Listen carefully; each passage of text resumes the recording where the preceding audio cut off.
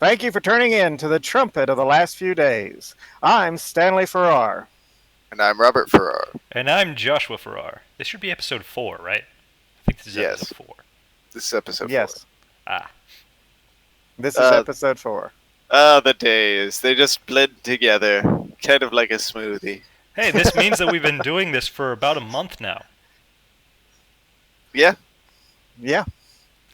I believe our first topic for the day comes down to them finally finding a way to get rid of BLM graffiti.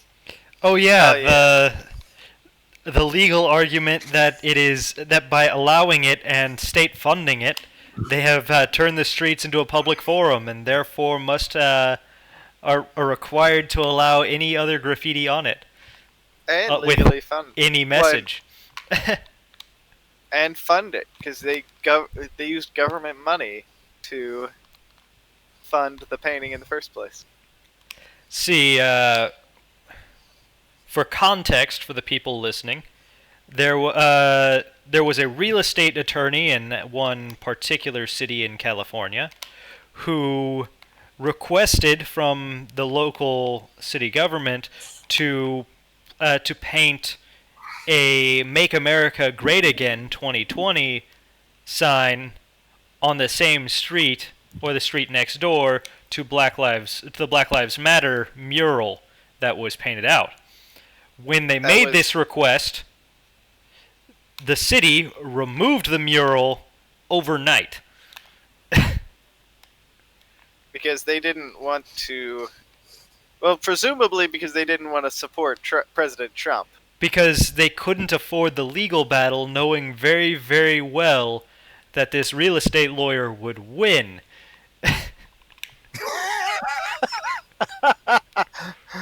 Yes, I believe that's a strong motivator, but I'm not sure they still won't get the legal battle.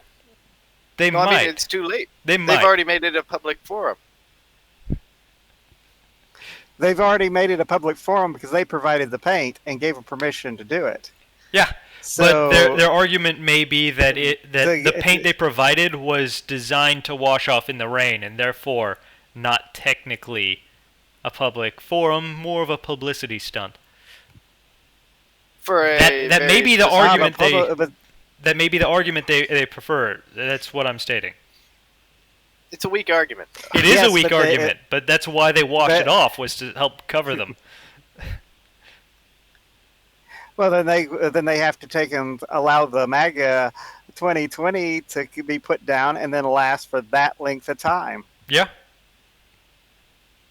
And even then, that would be a better situation to wind up in than if they had tried to leave it there. Yeah. But this opens the doors that if this goes to court, it could end up taking and making it where they have to put down on anything anybody wants to put in any of these cities that promoted Black Lives Matter. Yeah, and if the internet has taught me anything about the type of things people post when they have any options available... Whoa. Wait a second. It's not any city. Because not every city has opened up their streets as a public forum. You're correct in that case. But the point was that this is a method of stopping the spread of this graffiti to any of the cities that have used it. From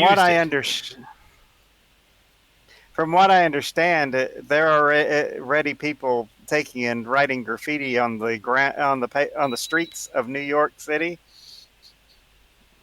But is the government allowing that? Is it endorsing that? Let me put it this way. There's a difference. In New York City, they have stationed 28 cops to guard the Black Lives Matter mural 24/7 when they are cutting their police force. And mind you, this is a larger number of cops than any other task force ever instituted in New York for any task. So basically New York shot itself in the foot. Oh yeah. I tell you about it is, technically speaking, not only could the people demand to put down anything they want on the streets of New York City, It could be as they could controversial. also require New York to provide police to protect it. Yeah,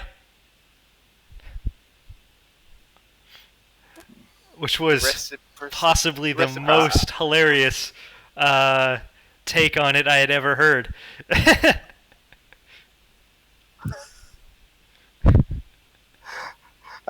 I personally think that it's a great idea. Well, Oh, so do I. well, it's equality under the law. Well, you know, those would be safe communities. You know, I'm really, really worried about all the gangs in this neighborhood. It Quick, is do a a street mural. great way to drop crime.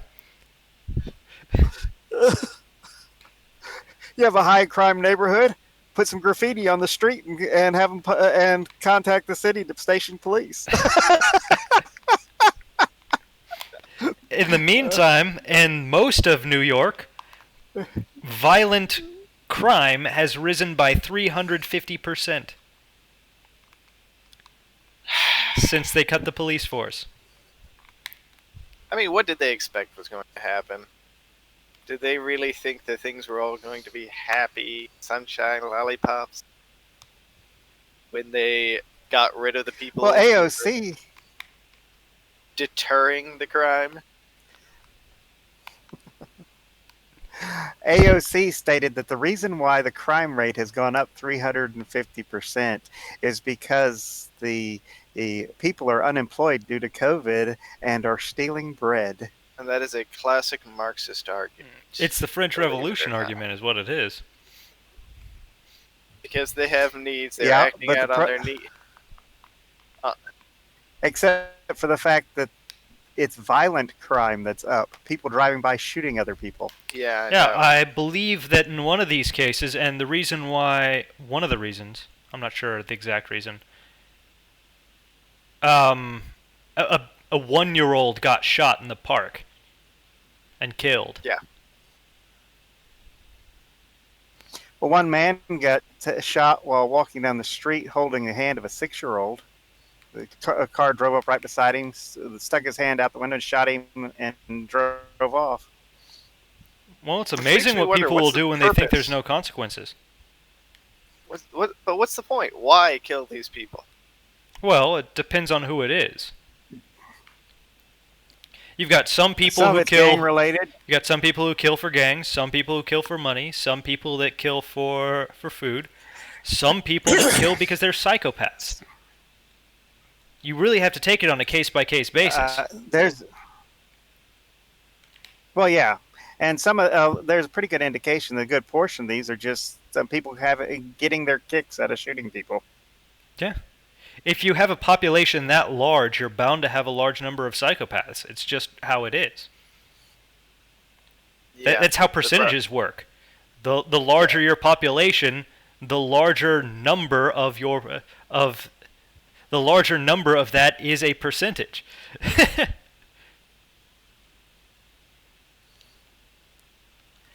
Well, when you have that large of a crime spike, some of it's going to have reasons behind it: petty grudges, personal conflicts, gangs, crime deals gone bad, various things like that. But a certain amount of it's just cold-blooded murder. Yeah. With the crime rates going up, and it's going up in every major city, especially those that have lowered their police budgets or have done away with their police. What do you expect? Sunshine, rainbows. You're allowing riots in the streets. That utopian thinking doesn't work. You'd think they would have gotten over the utopian thinking by now, but they never do. As long as they never insist do. that society is the root of all evil, then they will never get over their utopian thinking. The thing about it is it doesn't help any that there's utopian thinking in politics, but there's also utopian thinking in religion. Yeah. And hate to break it to all of you, but if you've read the Bible, it's very, very clear that the only utopia there is after you're dead. And even then, it's Yes, but a only if lot you of did the right churches are things while you're teaching that here. a lot of churches are teaching that it can happen here on Earth, though, But I mean, and that's the same kind of utopian thinking. the vast swaths of the scripture are dedicated to showing that, well, showing the complete opposite. It can't happen here. Mm-hmm. What was it? There will be Well, wars, wars, and rumors of wars? Yep. yeah.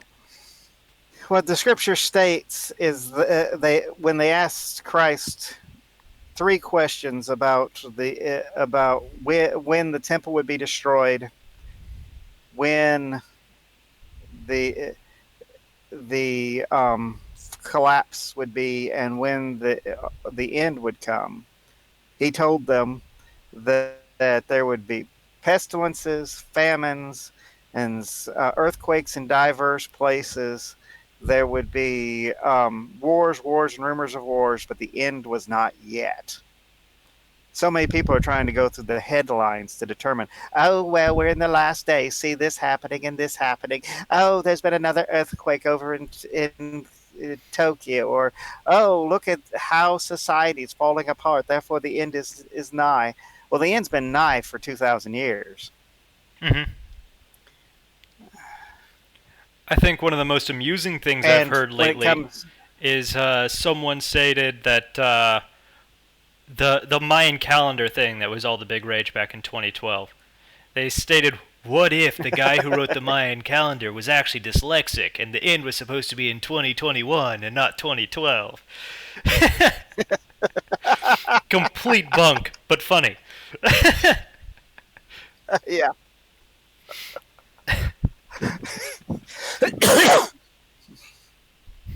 Thing about it is, you know what the Mayans said about the Mayan calendar? That it was only intended to last It for a means certain when it amount of ends. time and it would just make a new one at the end of it. Yeah. That's what you do with a calendar. The world doesn't end at each year. Blasphemy. Of course it ends every year. You just never noticed. Because a new world starts every year. Oh, well, now that's straight into paganism right there. Oh, that is that would be straight out of paganism, yeah. Everything's cyclical. Everything. On a positive note, the Congress, both the Senate and the House, have bills that require that, if passed, will put it into law, stating that the U.S. has to recognize Taiwan. Well, About not, time, ever well, since Clinton ruined everything with the unified China thing. it's not actually an explicit recognition of Taiwan. What it is it's a requirement for if Taiwan's invaded, we will protect Taiwan.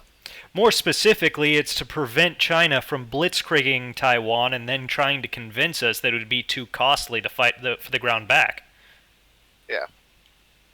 Which I don't see how that would be too costly at all. It's a very good strategic point. No. The point is that it would be costly.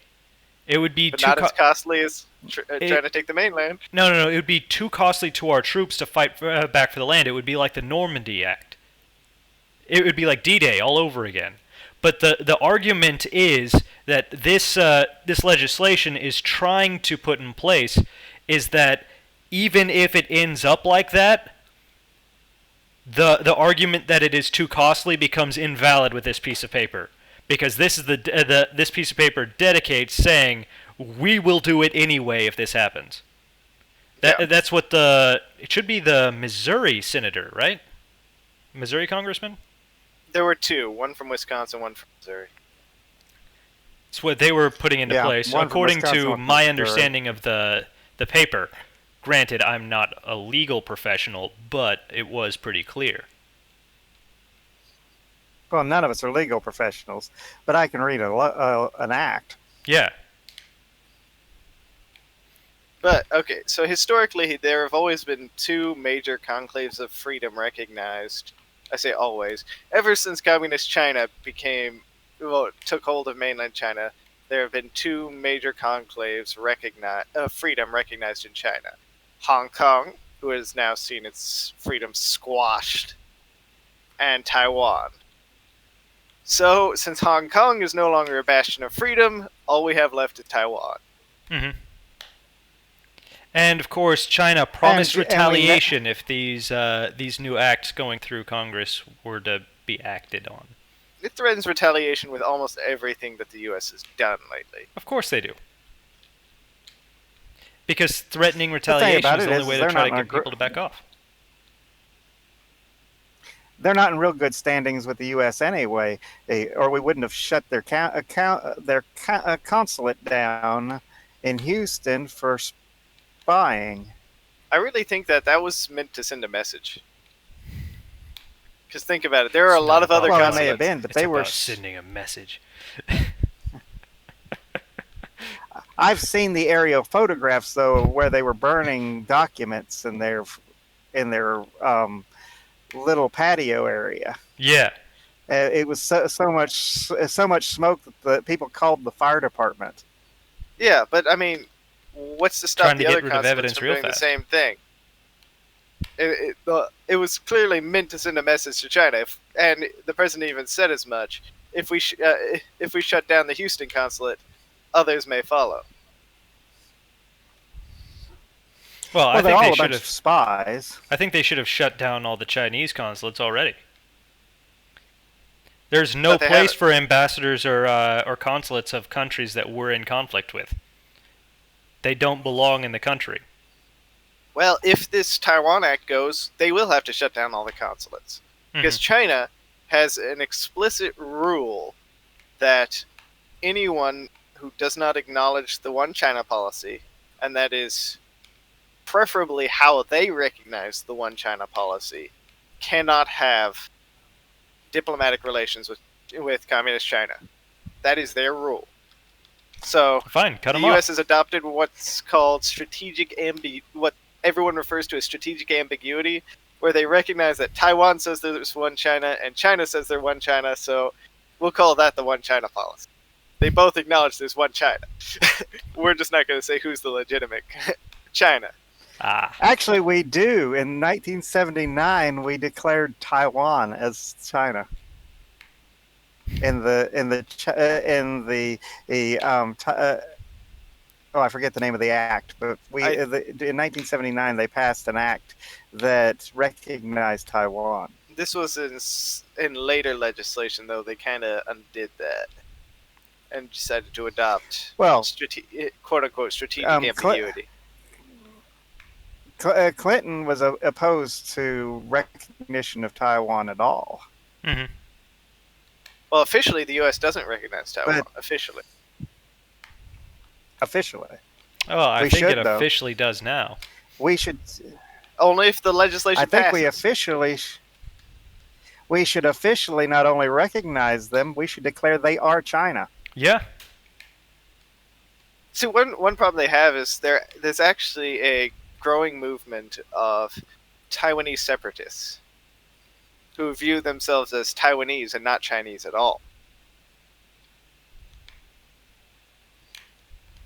That's true, and I'm not sure. Do they speak the same language as mainland China? There's Hong about Kong doesn't. there's about 5 They or speak 6 Mandarin. different languages spoken in China anyway, so it's kind of hard to note. But they speak Mandarin. And see, Hong Kong speaks Cantonese. Cantonese, and the legal language of China is Mandarin. So I guess Taiwan and mainland China do speak the same language. But just speaking the same language doesn't make you the same people. I mean, just look at those No. weird British people. after all. Otherwise, What's their whole thing about? do we actually speak the same language? Based on recent discussions I've had with them, mostly. Most. So it gets a little ambiguous at times. And then when you head north, Or people the really start to Australians. question. No, I haven't had frequent discussions with Australians. Only occasional discussions. I've had far more frequent discussions currently with a group of guys from Cornwall. Those Southerners. The the slang is a little interesting at times. It's hard to get used to. China seems to be trying to pick a fight with the entire world. It does, and this I seems like don't. a I don't. tactically unsound move. In Oh most yeah. cases, the only reason why you would do something like this is A, your leader is clinically insane, or B, you have a really, really strong backer that you have unshakable faith in. Well, what I find odd is they pick a fight with everyone, but they haven't actually done anything. They've just threatened. Well, they did invade India. They didn't really invade India. Yes, they are slightly into Indian territory, but they did get into a fight with India, but they haven't really done much. They've just kind of It's a lot of posturing. It's like a chihuahua trying to convince everyone that they are bigger than they actually are. Except this is more like The thing about it is, more like a Great Dane trying to convince everyone that it's No. I use lion. Chihuahua specifically because they puff themselves up, they bark, they yap, they growl, and as soon as you take a step toward them, they tuck their tail, run back, and bark more. Well, it does that with China does that with the U.S. It's not the same when it's dealing with other countries because the other countries know they can't take China. So China pretty effectively has been bullying them for quite a while until it started tackling with the U.S. and India. Yeah, and now it seems that people are calling their thing- bluff. They don't really know how to deal with it because they've only fought proxy wars for so long. The thing about it is that you've got Australia calling their bluff, the United States calling their bluff, Great Britain calling their bluff, Canada calling their bluff, Japan calling their bluff. Korea, North and South. I don't know about North and South Korea calling. Even North. Don't know about that. North Korea is not in good terms with China anymore. India is calling. Well, India's kind of. There's a lot of posturing coming from India right now. They don't want war with China, but they're also prepping just in case. Well, like I said off camera, it would be insane to want a war with China, but they may not have an option. Well, Japan's pulled out 80-some companies out of China. Yeah. Oh yeah, China's really been hitting the purse. I personally think the United States should cut off all trade with standard communist China and only have trade with Taiwan. That would involve legislation and work with No, our that would farmers, just be repealing of that would be legislation. it would just be a very, very specific utilization of the one China policy, but being no longer ambiguous about which one you're supporting. Well, you take when it comes to China, they've taken and already violated the terms of their treaty already. Yeah. Seems like we've been in one China situation over and over and over again lately. Just in different spots, yeah. It's because China's kind of a powder keg right now. Fire in the hole. Yeah. Oh. I wonder what spark is going to set this whole thing off, or it's just going to build up to another Cold War. I don't know. It might depend on the election. On our election. I think it'll depend on Russia. Why? Last time you said Iran for getting the U.S. into the war. Iran is kind of a linchpin for getting the U.S. in the war, but I think the spark is always going to be Russia, because I don't think China will be willing to actually retaliate unless they have Russia backing them. So what do you think? Russia is just as Well, much at odds with the Russia's U.S. as China is, but they may not be willing to get involved in this conflict. Which would be great for us. We don't need to fight both Russia and China at the same time. That would be a lot. Yeah, but at the same time, Russia might be. especially being that Go ahead. China's claiming part of Russian territory now too.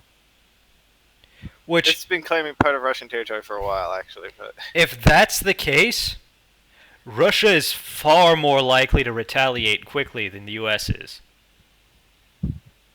yeah, but they might not try to pick a fight with Russia, and Russia would rather just stay out and let their enemy fight other people. Russia would definitely prefer to do that. But if China does on their border what they've been doing on India and Taiwan, Russia won't stand for it. Remember the whole No. Ukraine thing a few years ago? Yeah, but Russia knew that nobody would react militarily if they took Ukraine. Yes, they knew no well, one it would took react Crimea, militarily. sorry, not Ukraine. And They they didn't take the whole know country. and they know that no one will attack them if they go to war with China, because China's isolated from everyone else. So, conspiracy theory here. Russia is actually orchestrating all these things from behind the scenes to conquer China, unify the communist nations.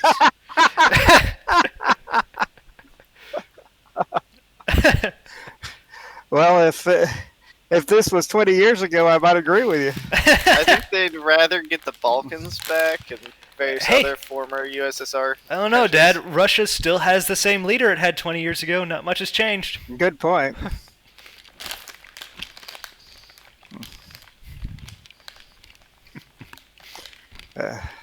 That is true. They do. Not a lot has changed. When we take and we look at the grand scheme of things, Russia wants to be a player, Yeah. and right now they're not. They're not. They're just kind of relegated over to the side, and China's getting all the press. They probably want something to take and put them back in the limelight. Thing is, militarily, Or there's they no want way people Russia to can forget take about them China, so they can mess with elections more.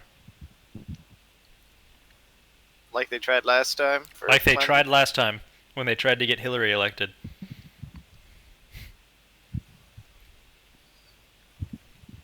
Well, they helped. They even took and gave her all the information necessary to try to frame Trump too. Yeah.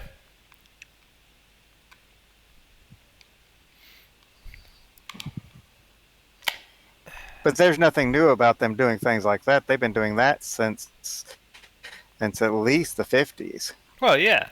There's a reason why the Cold War lasted so long. Yeah, and just when it seemed like things were going to warm up, things got cold again, and I don't like the cold. Things are always cold in Russia. Well, you don't want a warm war.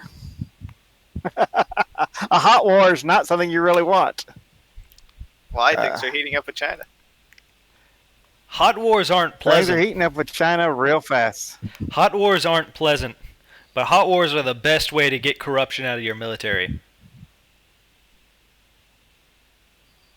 True. The notion, though, of China and Russia going to war, that's not a physical impossibility. It's not likely, Not at all. but it's not impossible. Depends on how far China wants to push No, their it's claim. not. Yeah, it all depends on China. Now, if they really want to take and get Russia behind them, they'll take and offer to forsake their claim and give it the land to Russia if they'll side with them. Yeah. They might still try to I take don't see that Mongolia, though. happening. I'm surprised they haven't taken Mongolia. They claim Mongolia.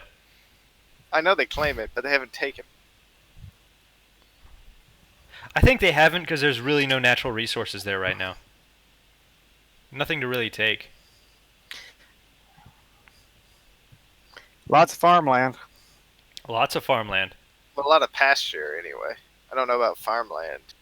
Northern Pasture is Mongolia farmland. pretty It's frozen. just ranch land.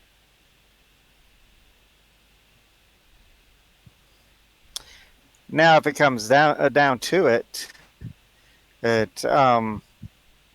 they want to conquer the world. Yeah. But if they want to do that, they've got to compete with Russia and the UN when it comes to socialist regimes.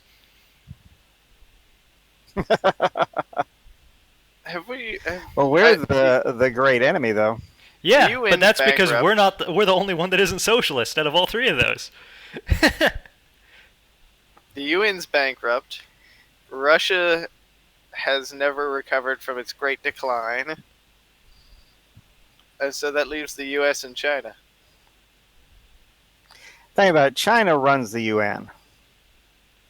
They took and by taking and making financial deals with corrupt African countries, they've gotten their people, their puppets placed in place throughout the UN. China runs the UN. Yeah, has for years. Well, that is one thing, though. If the US goes to war with China, China backs a lot of African countries. So it makes me wonder how many of those countries would join in. Here's a better question: how None many of of them those could countries afford would be to. capable of joining in? Touche. I don't think any of them would be capable of it. They don't have the military for it. Remember, and none of them have the financial stability for it. remember when the media was making a big deal about Somali pirates? Yeah. Do you know how the Navy ended up dealing with those Somali pirates? This is on public record, by the way. How? They just said, okay, in these zones, don't stop for anything. Just go right past. So they basically created water highways, specific zones of things that are the interstate of the sea. And in those zones, you go practically full speed and don't stop for anything. And they're well sectioned off zones so that traffic never intersects with each other. And you don't stop for anything, so the little bitty boats that the Somali pirates always use are just can't keep up or are crushed. Which is interesting because that's actually their number one source of revenue. Yeah. Is piracy. So the Somali pirates basically became a thing of the past after that. You've got no need to police the region because they can't keep up. When I was in, they machine gunned them. Yeah, but that bullets cost money. It's true. Mm-hmm. So does fuel, though.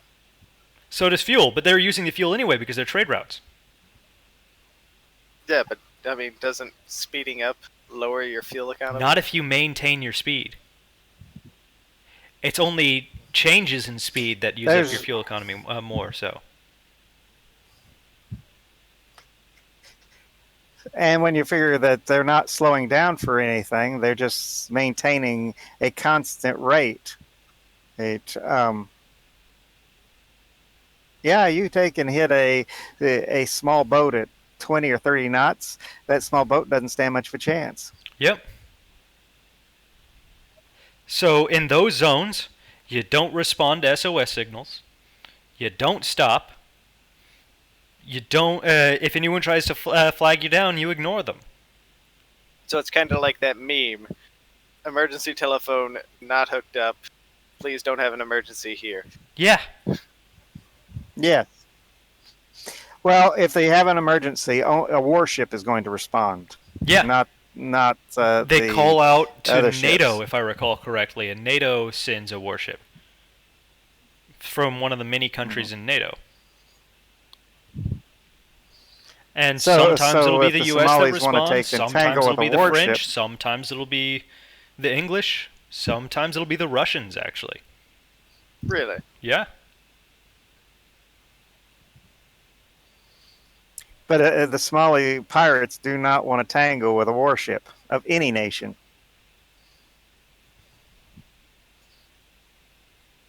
Except maybe Iran. Iran's navy might be they might be a match for Iran's navy. I don't know much about Iran's navy. They don't really have. They don't have much of. Iran is practically landlocked.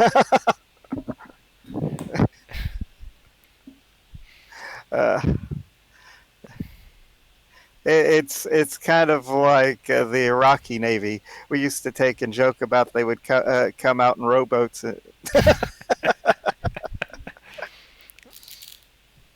So thank you for joining us on today's episode. If you liked it, then feel free to leave a comment, hit the like button, maybe even ring the bell. Ah, yes, Robert, the police of the end of the podcast.